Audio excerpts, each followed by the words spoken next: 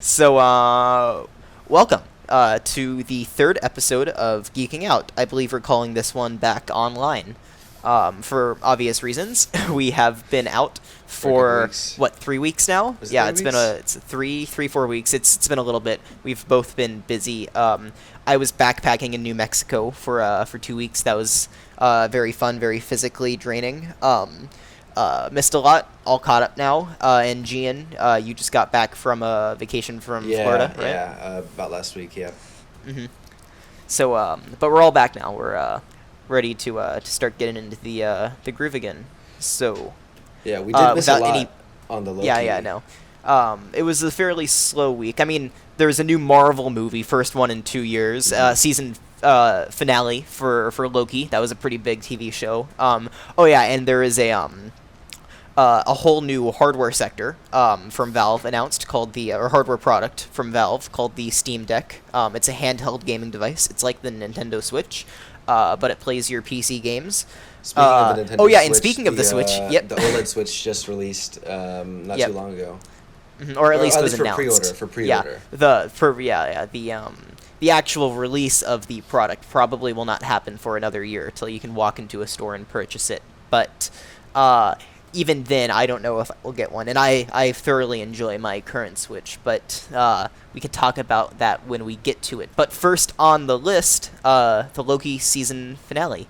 I don't say series finale, unlike the previous two Marvel shows. Oh yeah, because they're doing a second season, right? Correct, they announced a second season, which I found out. I try not to follow the shows as they're airing, just to avoid spoilers.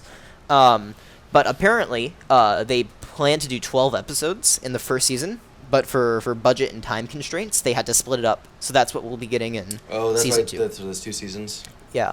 But unfortunately, the director of the first season won't be able to return for the second season because she has other stuff to work on, which is unfortunate. But I'm hoping they find someone as good, if not hopefully better, to replace her. But I thoroughly enjoyed her work on Loki. I thought it was the best Marvel series we had out of all of them. So you know what I heard? I don't know if this is true or not, but I saw this on TikTok. Right? It said that the was it the I don't know. It was someone that was involved in the making of the show that they had only watched the movies that Loki was in a couple months prior to writing the series, and if you think that's bad, for an upcoming Star Wars show, it's based in the High Republic era. It's called The Acolyte. The creator of the series, obviously she's a Star Wars fan, but her head writer hasn't even seen a Star Wars movie. Really?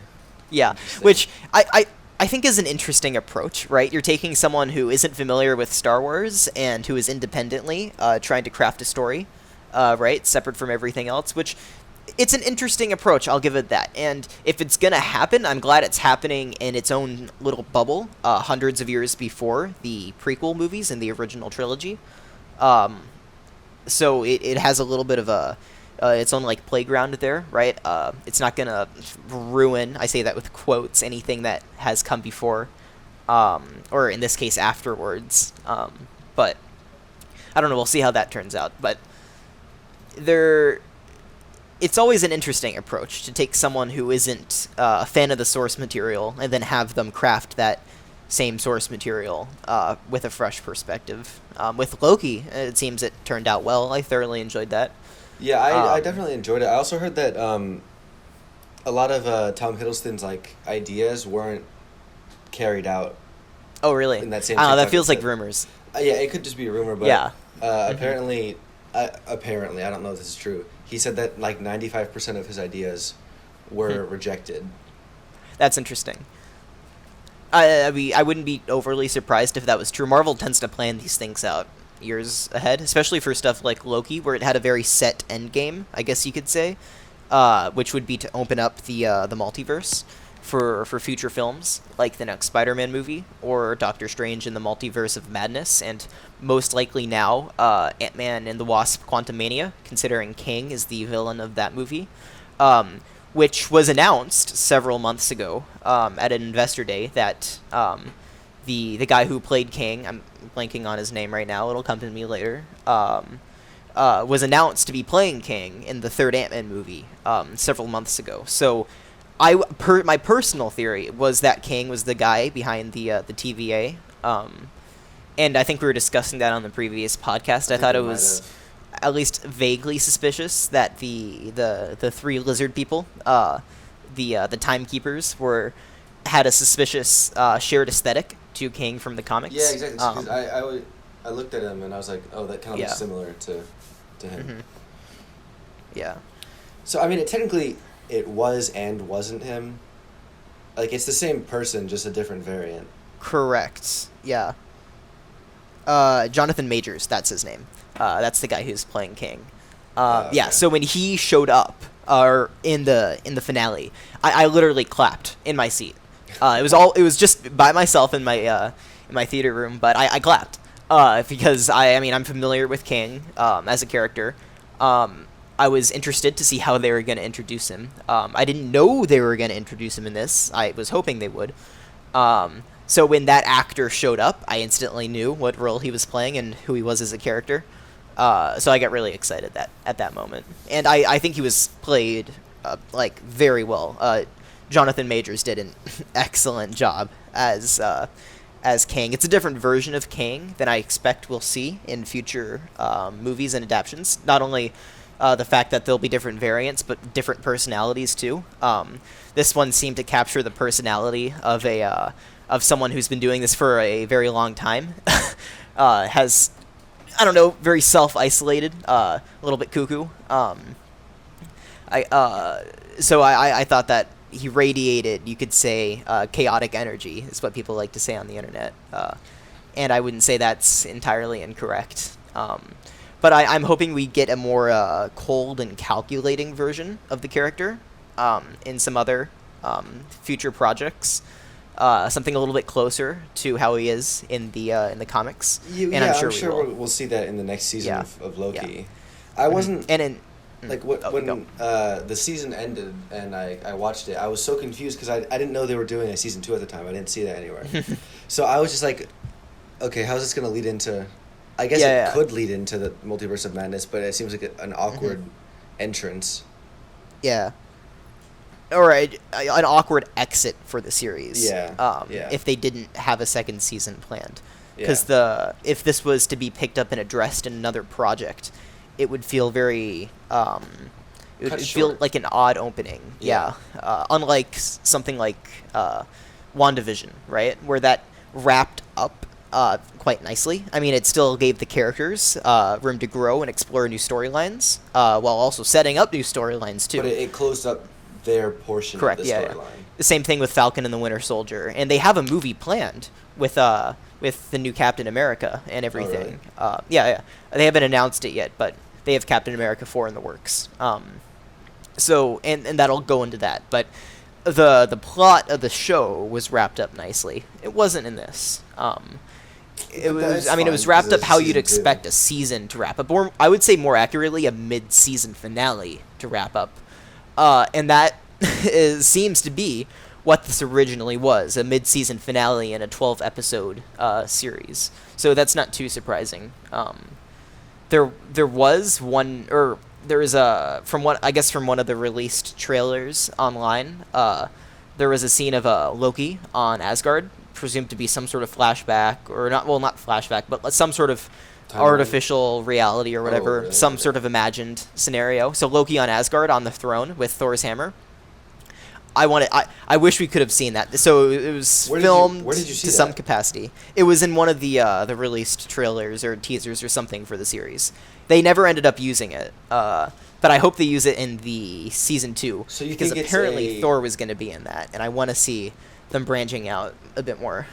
You think it's going to be that's like a simulated reality and not just like an alternate some timeline? sort of like imagined thing, or like an alternate timeline, some other context besides the main rooted universe, I guess you could say.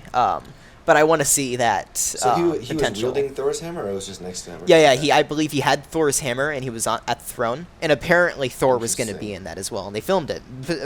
Well, they filmed some portion of it because they showed it in the trailer or a teaser. But it never happened on the show. That was leading some people to think they've already filmed season 2. Yeah, I was gonna and say, it will do be you think it could released be sometime season in the 2? near future. I don't think they've done that, especially after the director said she won't be returning for season 2. But I hope they do incorporate some stuff like that they couldn't include in the first season into season 2. Especially some sort of alternate reality featuring Thor. I would love. And one thing I was thinking about too is Marvel practically has unlimited budget at this point, right? They put $1 billion towards the last 2 Avengers movies, and those made them like $4, $5, $6 billion in total, right? They are made of money. They cannot run out of money at this point for projects, and obviously the Disney Plus shows per minute didn't have as high budget as the movies, or at least the big movies. They probably had an equivalent budget just spread out over 3 times or at least twice the size, which is understandable. But I hope now, at least for the big shows, they start giving it a per minute budget the size of a big movie, because I don't think they're going to lose money doing that. I don't know. I think that they had fairly good, like really good production value, especially for a series. Yeah, no, it's A lot for of it Loki was fairly high. Pretty much like movie quality for. I thought the weakest episode was 3. I think we talked about this on the last podcast. That was where their ambitions started to exceed their budget. Oh, was that one? What's it called? Lamentus. Yeah. Yeah. A lot of some of the landscape shots were pretty, but didn't quite feel up to the same level, I guess you could say, is what we've come to expect from the MCU. It felt a lot like a TV show, which, I mean, isn't too surprising, but I hope to see less of that going forward as they're more confident in the success of their TV show projects, so they start dumping more and more money into that, because they can absolutely afford to dump obscene amounts of money into every single one of their projects and not have to worry about anything at this point. Okay, so speaking of Lamentus, how do you feel about the Loki-Sylvie relationship? It's weird. I think they're not supposed to be good characters, right? And there's nothing more narcissistic than falling in love with yourself. So I think it was an interesting thought experiment. I don't know if they needed to include it in the show as a legit it could thing. be seen as narcissistic, but Correct. If you look at the characters, they have they just seem very different to me. True. I mean, they're variants. So they seem like very different from each other. So at that point, is it narcissism or is it... Well, they're more like each other than anyone else. I guess, yeah, but... Yeah. I mean, that's what they were going for. I mean, Owen Wilson's character even pointed out there's nothing more narcissistic than falling in love with yourself, right? It's twisted, it's vile, or whatever. He said something in the lines of that. They didn't try to, glorify it or anything. They made it pretty clear this is, a pretty fucked up thing. But I think it's interesting for the character. I don't think we're supposed to look at it as something good. I think we're just supposed to... At least the way I understand it, it's an interesting but expected thing for the character to do. So I'm not totally offended by it. If it was like, I don't know. I was going to say Iron Man, but Iron Man's pretty narcissistic too. But Captain America, I wouldn't expect Captain America to fall in love with an alternate version of himself, right? It's not. I wouldn't expect that from the character. I wouldn't be a fan of that decision. But Loki is a very different character. So I'm willing to accept it as such. Interesting. That being said, that kiss was very awkward in the finale. Yeah. It was very awkward. Yeah. It wasn't overly it was distracting, but it didn't pull me out of it, which is a good thing. While the relationship was strange, it never pulled me out of the show, which it seems like it did for some people, but not most. So I'm fine with it. So it'll be interesting to see where they take it. What do you think happened to Sylvie after she killed? What's the guy's name? That's a good question. I don't know the person's name. That's not his. Kane? That's not Kane. I don't know what his actual name is. So obviously the TVA was changed, and that was supposed to exist outside of time. I think it takes place in the quantum realm. Yeah, because that's what I was like. I was like, how does the TVA change if it's outside of time? But the Citadel, which is where Kang was, that doesn't seem to be in the quantum realm. That seems to be in its own entire space. So it's hard to say Is that in time or out of time? And just it's out of time. I mean, the whole time and existence is a halo around it. True. Right? Yeah. So it's hard to say. It seems like I don't think it. I wouldn't expect it to be affected by it, but at the same time, I wouldn't have expected the TVA to be affected by it. So I think it's all up in the. I mean, it's all made up. It's imaginary. Yeah, they can do whatever they want to do and whatever best serves the plot at this point. But and we are just going to go along with it. The thing is, for me, it's just if the time travel mechanics don't make sense, it just pulls away from it a lot. And one of the things they said is they were going to give an airtight explanation for time travel and alternate realities, and they didn't. I don't know if that's something that's going to be in season 2, but I was not here at all. I don't understand at all how they. No. It just doesn't make. I mean, I understand it, but it's not like a rock solid foundation. Like I understand time exists as the basics of it, but when you get to changing the TVA, how does that work? Because obviously he created the TVA at a certain point. Yeah. So if it exists at a time, how did he go back before the time that the TVA was created? Unless it does exist in time. Yeah. It seems strange because I would have previously said the Citadel and the TVA exists in the same way outside of time, and they can look down over the complete timeline and observe it. But after seeing where the Citadel is, it's like a completely different place. Yeah, it's a whole extra level. So it's I don't know. It's hard to say. Do you think the Ant-Man movie will like have something to do with the TVA? If it doesn't like. I would have to guess. I mean, it seems like they're diving even deeper into the quantum realm. Because if it is in the quantum realm, then they would they would obviously have to incorporate it somehow. That's what I expect. I mean, Kang has already been announced as the villain for Quantumania, Ant-Man 3. And Kang seems to be running the TVA now, which I expect to be in the quantum realm, Quantumania. It seems to be like Ant-Man and the Wasp, Quantumania will be going deeper into the quantum realm, exploring that, finding the TVA there. And in the comics, there is a city in the quantum realm, and we actually see a flash of that in the first Ant-Man movie, and it's assumed that the what's her name, the mother from Ant-Man and the Wasp 2, the one that was stuck in the quantum realm, the original Wasp, was in that city at some point, and I'm assuming that city is the TVA. They've changed it in the movies, but that's what I'm assuming, and I'm gonna go on a limb and say that's what they explore in the third movie, and they probably potentially take down Kang in the TVA, or whatever version of Kang is currently running the TVA. That's what I'm expecting. But I honestly have no idea what they're going to do in that movie. Because Ant-Man doesn't seem like a character who's going to be able to take on a Time Lord. He gets small and big. Yeah. I don't. It doesn't. Tonally, they don't seem like they fit. Ant-Man seems like a more street level character.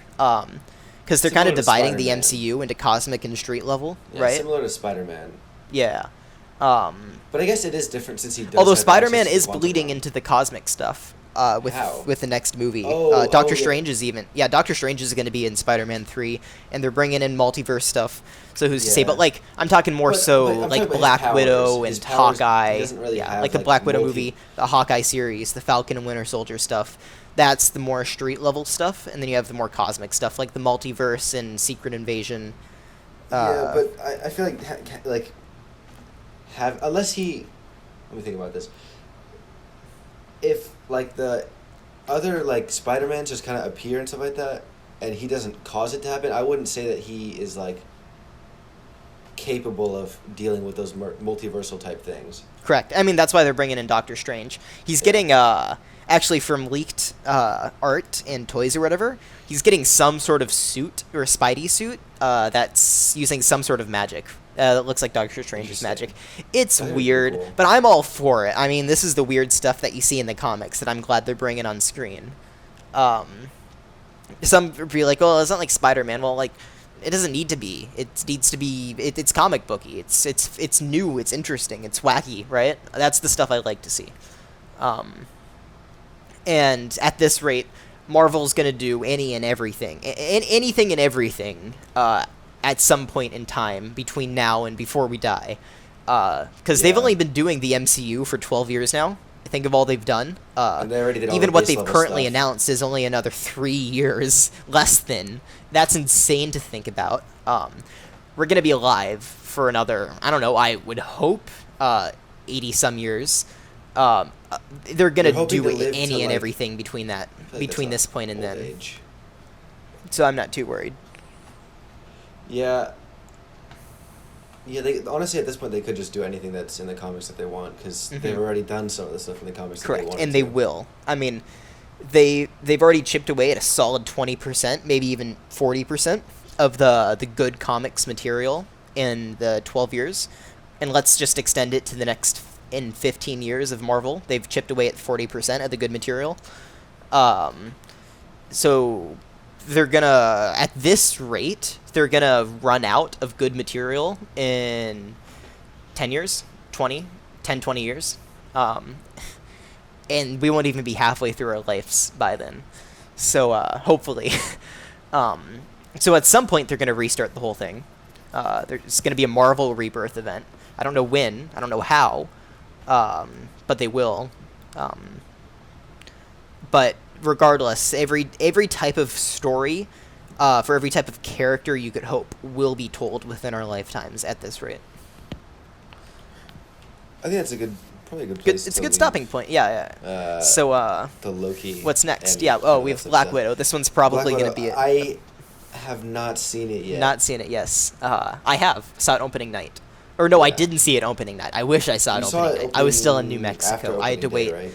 I had to wait a couple days. But I did see it. I had a half-packed theater, I would say. Great, solid theater, though. I saw it in the Dolby Theater. Nice leather recliners, big screen, Dolby Atmos. Very, very nice. I didn't see it in IMAX, so I didn't get any expanded scenes, which they had. But for unless the movie is presented entirely in an expanded, taller aspect ratio, I'd rather see it with better audio visual and seat experience. So that's what I did with Black Widow. For something like Dune, which I believe is going to be expanded to a near 4:3 ratio for the entirety of the film in IMAX theaters that support it, I'm eager to see that one. Probably in the Uvar Hazy Air and Space Museum IMAX, if they show it there. I expect them to. But back on the topic of Black Widow, I saw it.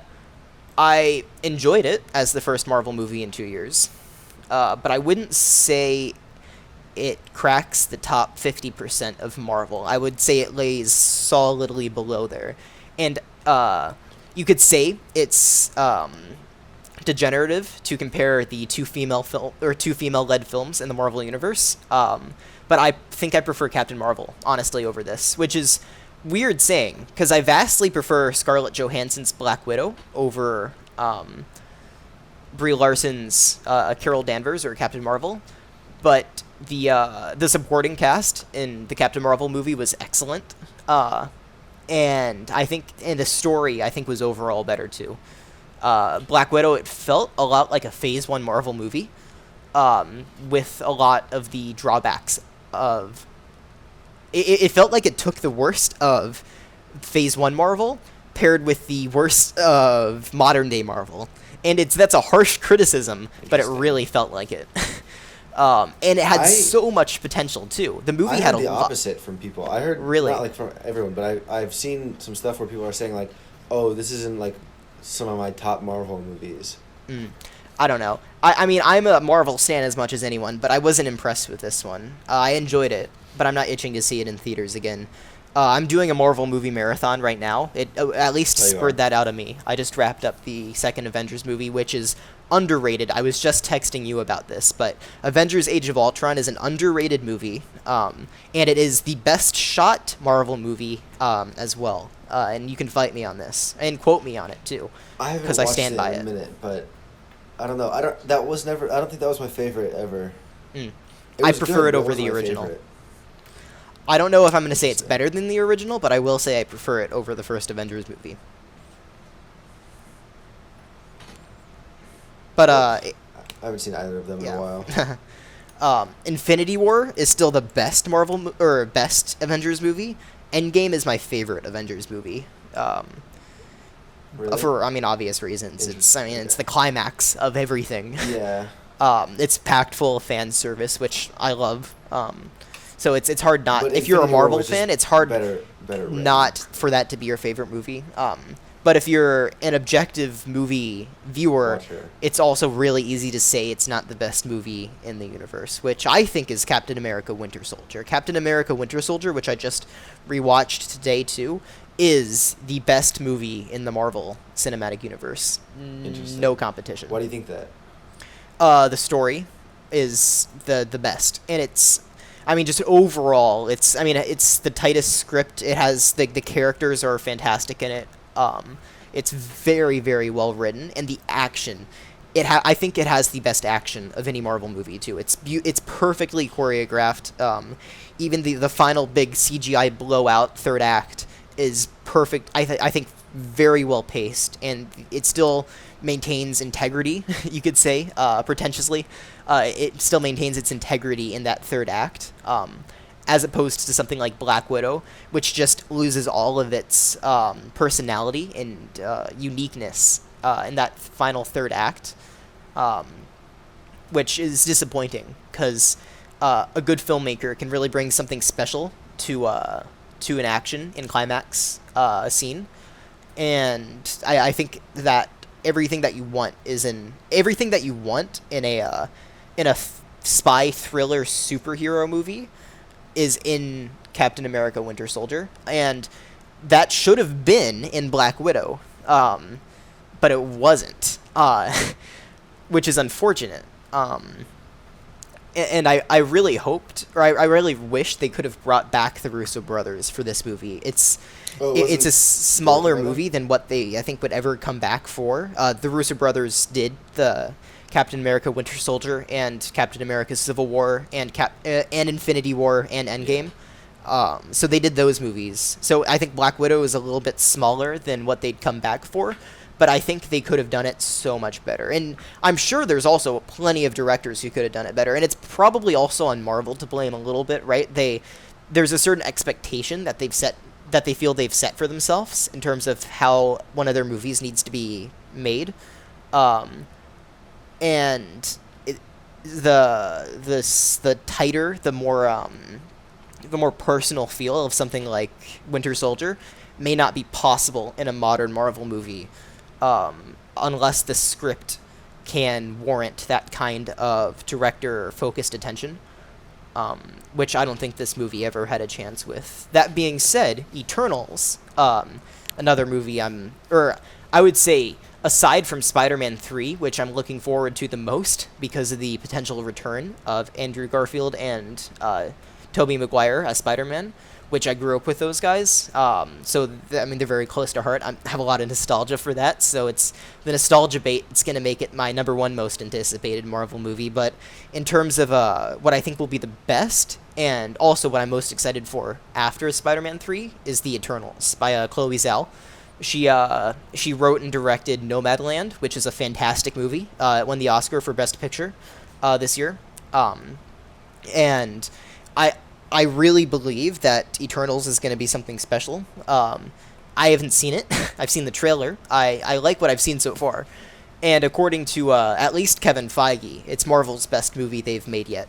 So we'll see. It's coming from a writer-director that has at least proven herself, as far as I've seen, once fantastically. And she presented this script to Marvel herself, and they thought it was so good, they gave her this movie.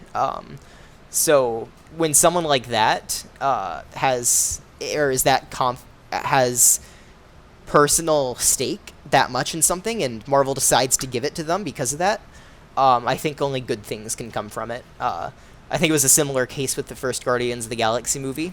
James Gunn, that was something he wrote for himself, and Marvel liked it so much that they really pushed it through, and it shows. That movie is really special.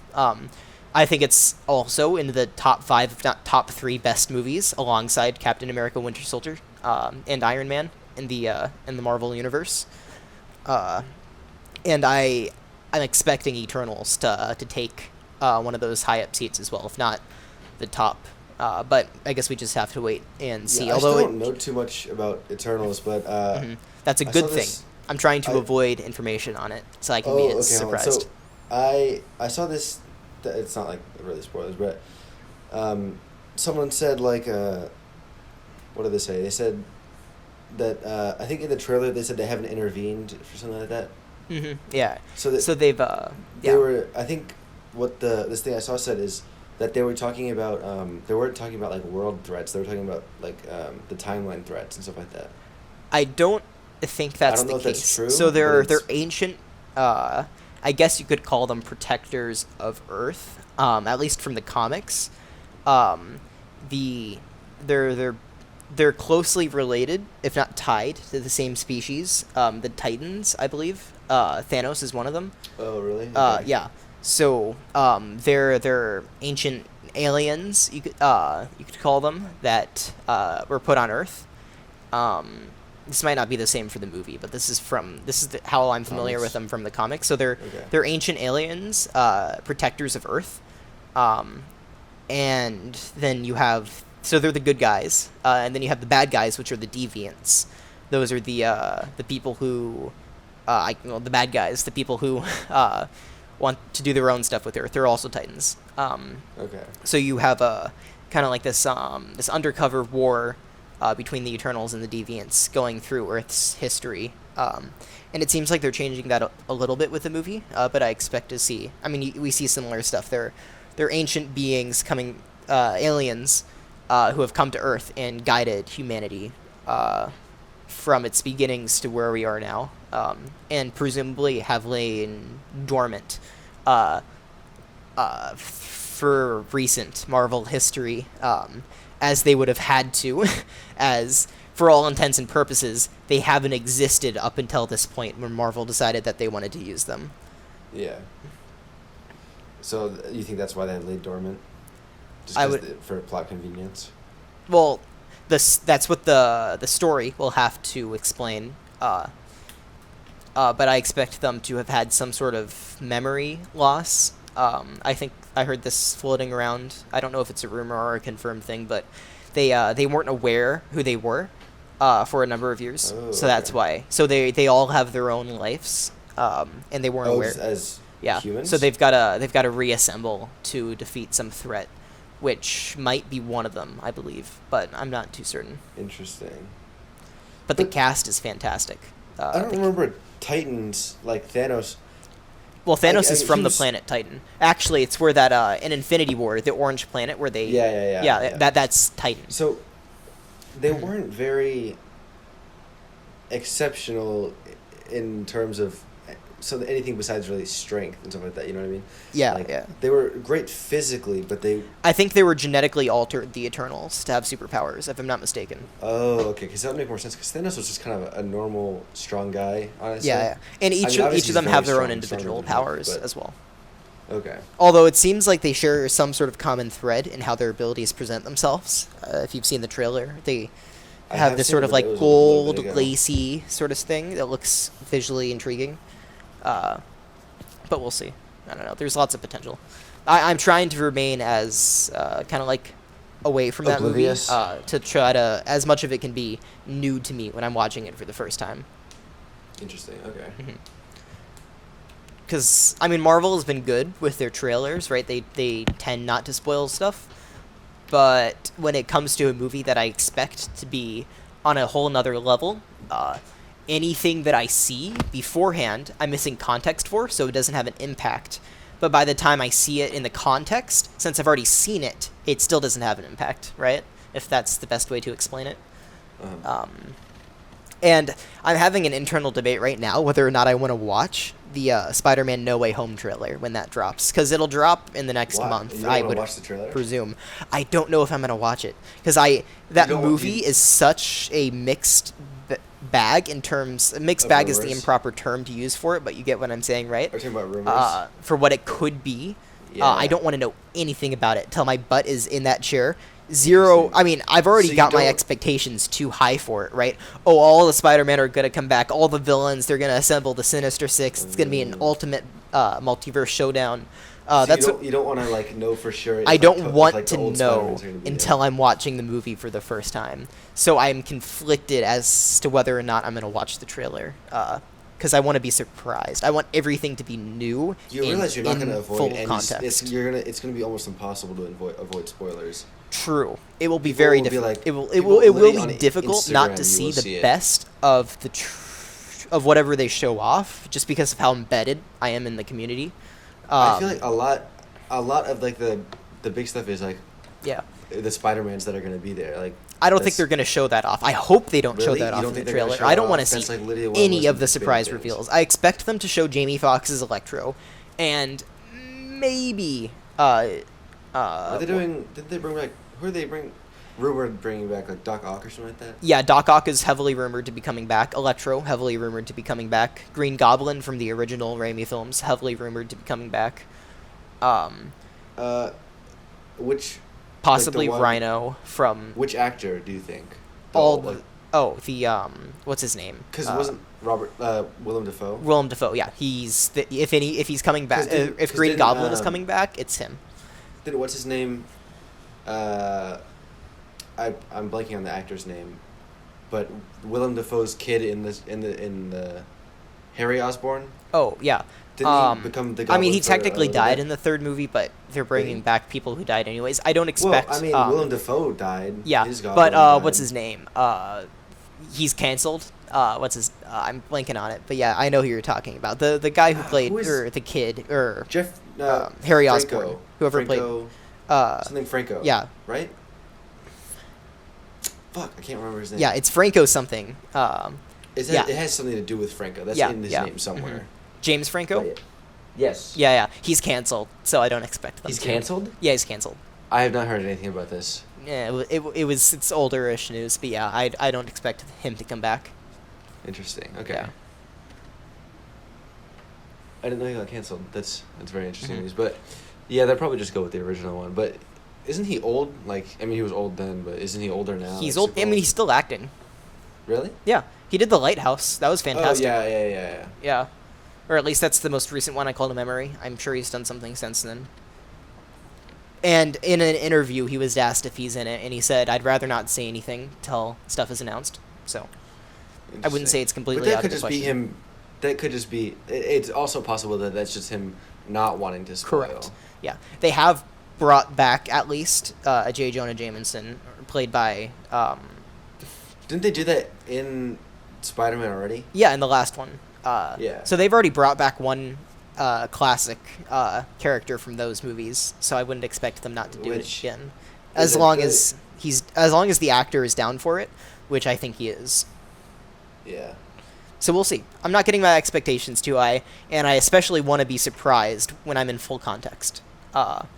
But we'll see. If I'm assuming, I don't know. I'll have to make the decision on the fly. I'll talk about it whenever the podcast comes out after it, because I'm sure there'll be plenty to talk about. Oh, after the trailer, yeah. Yeah, but Unless you we're don't see moving it, into I the final third of the podcast. At least if we want to keep it around an hour, which Yeah, we have third/fourth. successfully Like, attempted to do the last semi two two times. topics. Yeah. I mean, they can be condensed into one, but yes, They're basically one, the but Steam it's like Deck, they're two different things. which is from Valve. Valve is a video game company. They started in the late 90s with the video game Half-Life, which I can go on a full rant on. You I can love talk it, about that for like days, dude. including its sequel. Yes, so they're responsible for classic video game franchises such as Half-Life, Team Fortress, Portal, Left 4 Dead, and probably 50 others. Yeah. They're And also also responsible like the makers for of Steam. the Valve Index. Yeah, the Valve Index. Yep. So I'll get into that because that's their hardware exploits. On the software side, they're responsible for Steam, which is the app that you can download on your PC to play And pretty buy much every games. video It's- game that has ever been released for It's PC. basically a virtual game store. Yep. If you Yeah. aren't familiar They with it. they've also gotten pretty invested in the VR industry. They partnered with HTC for the original HTC Vive. They have Steam VR, which is their VR distribution. It's still part of Steam, but it's a VR kind of like hub. Application. Yeah, to- yeah. It's it's basically what most VR applications run off of. It serves Unless you're as a using third an party and Oculus. intermediary between the hardware and whatever software you want to run. And at least on the PC side. And more recently, but still 2 years ago at this rate, they released the Valve Index, which is a VR headset of entirely their own creation, moved away from HTC, which I love. It's getting a little bit old, but it's still my favorite PC VR headset to the state, at least for the price. And it's not cheap either, but it's a good balance. But now they have a new hardware product. It's called the Steamdeck. And it's a handheld gaming device. If you're familiar with the Switch, it's like that. It runs a modified version of Linux, SteamOS, which they're calling SteamOS 3.0. They've had hardware in the past. They had the Steam machines. That was more of a traditional console running a version of SteamOS. They've upgraded that over the years, but that's old. That's outdated. But the new thing, the Steam Deck. So right now they're saying it can play your whole Steam library. Apparently there's some anti-cheat stuff that needs to be fixed first for some modern AAA multiplayers, but that'll get fixed, presumably. But it's not running ARM. It's running a modified AMD chip, or I shouldn't say modified, a special tailored AMD chip. It's as opposed to the Switches, which is running NVIDIA. And you'd expect ARM, and the industry seems to be moving towards ARM as the means of chip production. Apple switched over entirely to it for their desktop stuff. That's just because it's more optimized. It's especially very power efficient. But but if you want to, at least when it comes to flexibility, x86, which is what and x64, which is the protocol that desktop class chips like the AMD chip they're using in this uses, you can have a lot more flexibility. So you can run their custom version of Linux, SteamOS 3 or whatever, or you can run Linux, the base version, or you can run Windows. You can really run whatever operating system you want on this, and by extension, whatever software you want on this, without having to worry about any ARM virtualization, at the trade-off of probably a bit of performance and power. But the flexibility is where this, and utility is where the coolness of this device really comes in, because it's basically it's a computer. It's just in a form factor that you couldn't build yourself, and has all the same flexibility and utility. And one thing I see people talking about online that I'm curious is it could theoretically run VR. It's more powerful than the Quest 2, which uses an ARM chip. But the software for the Quest 2 is also specifically tailored to run on that chip on that device. Yeah. And even though there's games on the Quest that are also on Steam VR, which you could run on this, those Steam VR games are built to be run on a higher powered machine and don't have graphic settings that allow you to turn them down to run on it. Some do, but it's not like enough. Yeah. It would be pretty much unplayable. Mm-hmm. That being said, point. I do expect Half-Life Alyx to be playable on this through or on the Steam Deck Really? in a VR headset because, and presumably any game that people put enough time into downgrading. But are you familiar with Low Spec Gamer? They're a YouTuber. No. Okay, so basically they, or at least one of the video category they do is they try to see the lowest specs they can run a video game at, and usually through manual downgrading of the graphics through unconventional means. They did it for Half-Life Alyx. They're not exclusively VR, but they do VR stuff.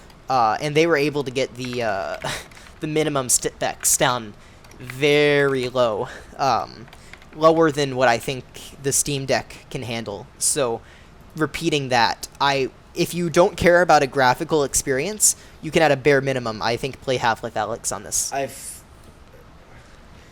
I guess, but it's not a VR device. Isn't this only capable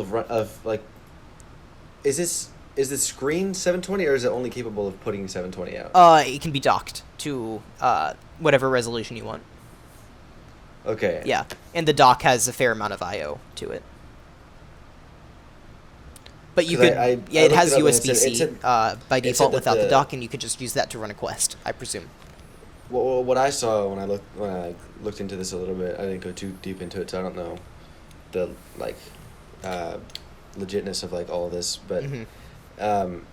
it says that it like the that it uses like an APU, right? So the graphics are only good enough to handle 720p gaming. Yeah. That's, I mean, I wouldn't expect much more. I'm sure AI upscaling, especially the Fidelity FX or whatever AMD's calling their version, which I don't think is as good as NVIDIA's DLSS, but it's better than nothing, should be able to get that up to 1080p, if not higher, 1440p, I'd presume. The only thing is just like that's still not Yeah, great. it's a for handheld VR gaming purposes. device. We're not talking 3090 Exactly, performance but here. I'm just talking about Yeah. for like if you wanted to do VR in it, I feel like it Yeah. wouldn't be able to output very well. But so you'd have Quest, a the poor Quest 2 runs VR experience. fantastic, and this is more powerful than that. It just would require specifically tailored VR games towards Yeah, it. well, because the Quest 2 is optimized for that. It's Yeah, meant or for there's that. no, it's not the Quest 2 Like optimized. the- It's the yeah, software like the that's software is optimized for it. optimized Yeah, for it. but Valve now has their own high-powered mobile chip platform running in a standalone unit. And it's my and many other people's theory that the Index 2 will have some form of standalone capability, either built directly into the headset or through an external module that you can snap onto it, presumably running the same chipset, and at the same time will encourage devs to port their Quest games over to this platform as well, which should be very easy to do. It won't be cheaper than the Quest. I wouldn't want to call it a competitor to the Quest because it's going to be at least $1,000 all told. But it will be a standalone VR headset with a legitimate software marketplace. Not to mention also running with the ability to have very high fidelity PC VR, which I don't expect the Quest, or which I know the Quest 2 can't handle high fidelity PC VR. But I think I've talked about the reasons for that before. And I don't expect the Quest 3 unless they throw a higher bandwidth USB port on there, something Thunderbolt or USB 4. But the Index 2 will be a very, what's a good word? Flexible headset.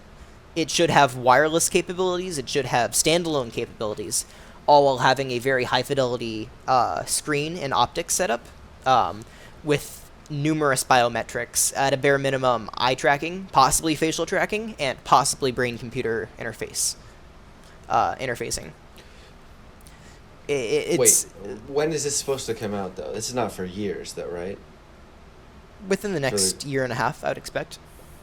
And you expect it to have Yeah, the brain potential interfacing? specs run a wide gamut. Valve is working on a lot of technology right now, but expect some sort of combination of everything I've listed above. Interesting. Mhm. Okay, so let's get back on topic Correct. about the Steam Deck. Hmm. Are you planning to get it? Maybe. Valve is working on a new game. When they released the Valve Index, they released Half-Life Alyx shortly after. That was a VR game, and you could play it on other headsets, but it played best on the Valve Index, obviously. Not only because it was I the feel like best that's mostly PC for the VR headset at the controllers. time, but they designed certain gameplay mechanics to flow nicely with their controllers, which are also still stand to be the best controllers nowadays, in my opinion. And you could always buy those and just use it with your Vive. Correct, If you yeah. wanted Or really any headset if you had Any headset, Steam VR yeah. If you trackers had base or stations. base stations.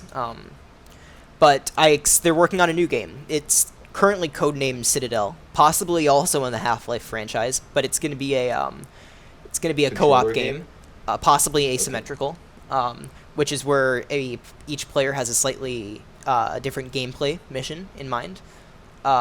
Different way of interacting with the game, possibly some sort of game master and a ground level player, Interesting. something like that, possibly. And so it's entirely possible and it also will have VR capabilities, maybe. But I would expect the Steam Deck to have some sort of, or to provide some sort of benefit to playing that game, and the game to be designed around that as a dominant hardware method of playing it. Well, what advantages would the Steam Deck have? I don't have think no of any, idea. really. We don't even know what the 'Cause game is, really. you can So it's connect hard the to say what controller advantages they would give it. You can always connect a controller to Steam. Correct. Not that with very little friction. True. Who knows? I mean, just the nature of having a handheld device may offers.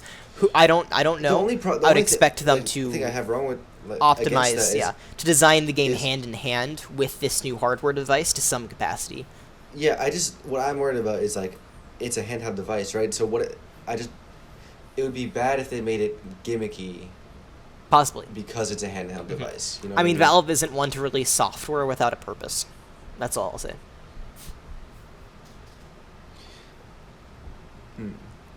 So another thing is the base Steam Deck starts at $399, right? Yes. But that's only 64 gigabytes. You can't Correct. get shit with that. Correct. No. It's Well, you're not you're gonna playing download AAA games nothing. with that. Yeah, If I were to exactly. get it, I'm getting the top line model. Only, and The you five- can't. the It does have 512? expandable storage, I believe, through an It SD does, slot, okay. but also possibly M.2. I'd have to confirm that though. But I'm getting, if I M.2 would make am to the get most it, I'll sense get for the the form $650 version, not because I like flaunting my wealth, but because it has a matte glass screen, Oh, really? and I That's- really, really like matte glass. so no um, fingerprints. Do I like it Right. $250 more? Yes. Or no. Let's say I like it at least $100 more, maybe But then you 150 also if get you want to extra push storage, it, so- and then an extra $100 for like 5 times the storage. Yeah, it's an easy sell for me. Yeah. Yeah, It would make more sense for them to have an M.2 just given the form factor. correct. Yeah, It would make I it a think lot they can fit it, and I smaller. think I saw the back is pretty removable. So I think I heard someone Yeah, saying M.2 something like would that make the online. most sense, to me at least. If they Um, don't, though, getting a higher storage spec makes a lot of sense because an SD card is going to be considerably slow for modern modern AAA games, as opposed to fast internal an storage. SD would be horrible. Yeah, it's not like the CPU is the fastest on this either, so you're going to be. It's just an extra layer of waiting. Yeah. But I might get it. I might not. So- We'll see. But I'm definitely not getting the new Switch, regardless of how sexy Okay. it looks, because the Really? the Even OLED with the new Switch screen, the is OLED screen. ridiculously sexy. The design of it is beautiful. It's a beautiful product, especially that white version. I love Yeah. the blue and red Joy-Cons, but the white version is so the white sleek. just looks so clean. But the is much sleeker and much sexier than the Steam Deck. The Steam Deck is mostly function over form. It has its own aesthetic that it pulls off, but It reminds me a lot of the PSP. yeah. Steam Deck. It feels very mid 2000s handheld design aesthetic. It's Yeah. not modern. Let's But say. in terms of Yeah. tech, it is. I more- like the look, but it's not sexy. It's functional. Mhm. The Valve Index though. The Valve Index is sexy looking. That thing is it's a modern engineering marvel, quite honestly. And it's actually something a lot of VR headsets have taken inspiration from, especially that glossy front faceplate. That's inspired most VR headsets coming out since then. I would say a solid 70% of VR headsets that have been shown off have that glossy front faceplate, just because it looks so great on a VR headset. So with the Nintendo Switch, like the OLED, is there anything different besides the screen? Just the screen. Just And the dock screen. is a little bit more sleek in its design, and it has Ethernet in the dock now. The dock's been upgraded Okay. visually and performance-wise, or at least I/O-wise. But aside from that, Okay. the actual device It's- is just a the bigger same. and much nicer screen. Interesting. And it's cheaper too. Or no, it's not. It's not cheaper. I don't know. Well, it's cheaper than the Steam Deck. Yeah, it's cheaper than the Steam Deck. It's $299. Not by much. By $100. Not. But the Steam Yeah. Deck is much more powerful and has much more utility. You can And play can't pretty e- much all of the Switch exclusive games through emulation on the Steam Deck, plus all of Nintendo's old games through emulation that you can't even play on the Switch. So Yeah, and it wouldn't even make sense to get the Switch because you're going to be paying way correct. more than $350 Especially for if the you Switch. already have a Switch, which I do. Screen upgrade is nice, but I play docked most of the time.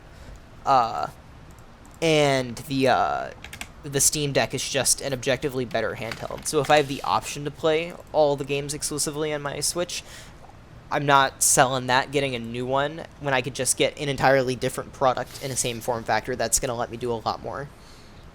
Yeah, and so for $500, I just looked on eBay, someone bought a OLED Switch, just the pre-order of it, for $500. That's honestly not that bad for scalpers, to be quite It's not honest, bad those for prices. scalpers, but that's still more than I'd be willing to pay Yeah, for no. that. I was I mean, to be fair, I don't considering I at would some be willing point to pay selling for my much, Switch and upgrading to the OLED. But after the It's just Steam not Deck, there's no reason affordable, for me to. yeah. I'm just gonna wait till the Switch Pro. But I honestly don't even know when that's gonna happen at this rate. If they've released this now, people thought the OLED variant of the Switch was gonna come with an upgraded processor. That being said, Nvidia's halted their manufacturing of the Tegra X1, the chip that runs the Switch. So Nintendo is going to have to upgrade that at some point. I'm sure they're hard at work with Nvidia.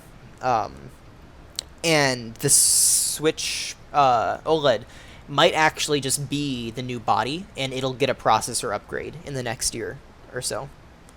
So if they do that, and it comes with a considerable upgrade, and more specifically, something that makes Breath of the Wild 2 a much better game, I do see myself getting it then. But I definitely don't see myself getting the current OLED Switch over a Steam Deck.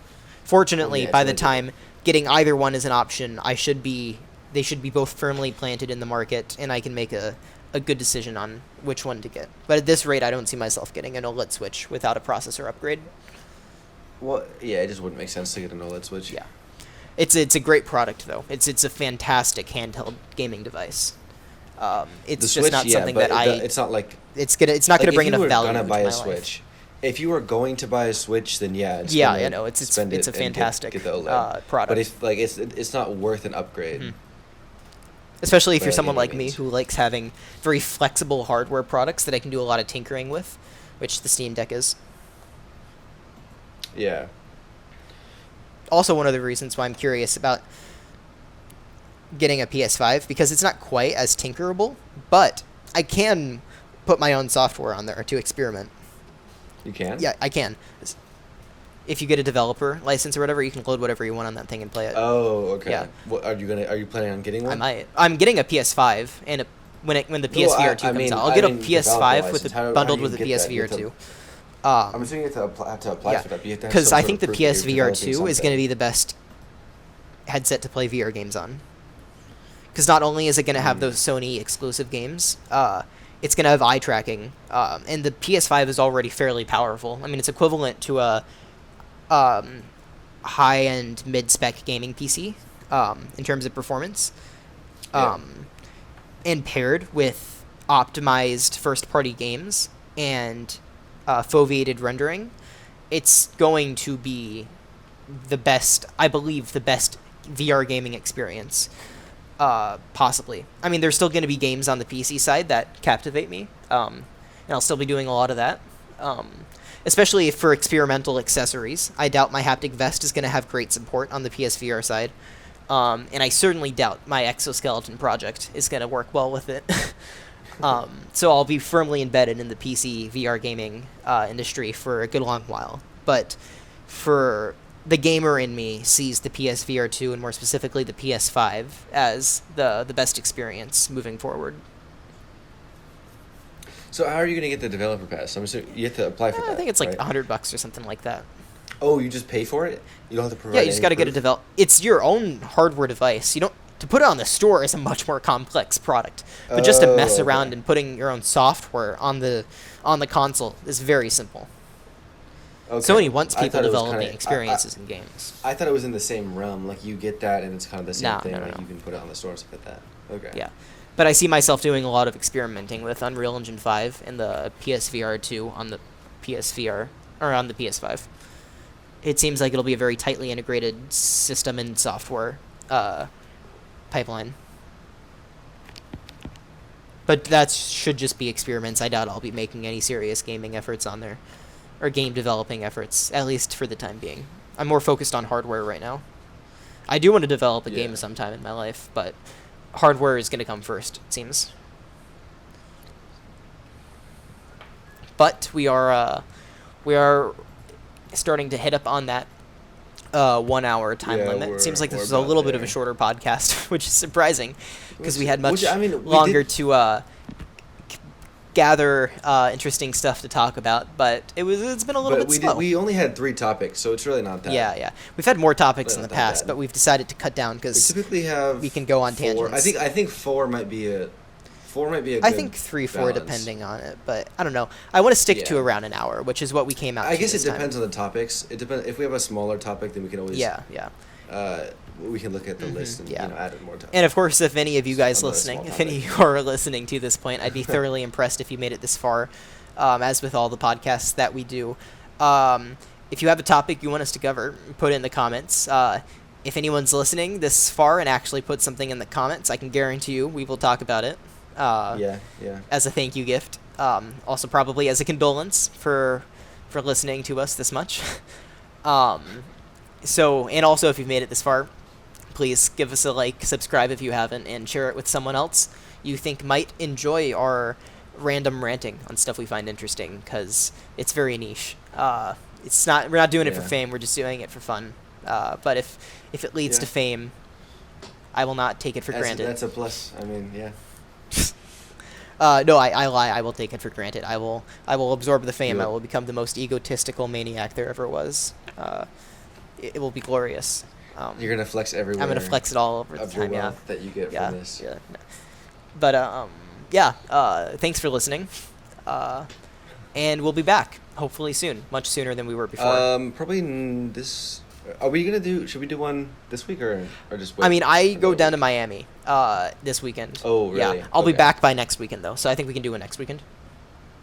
Okay, Yeah. that works for Yeah. me. So you'll get one next weekend.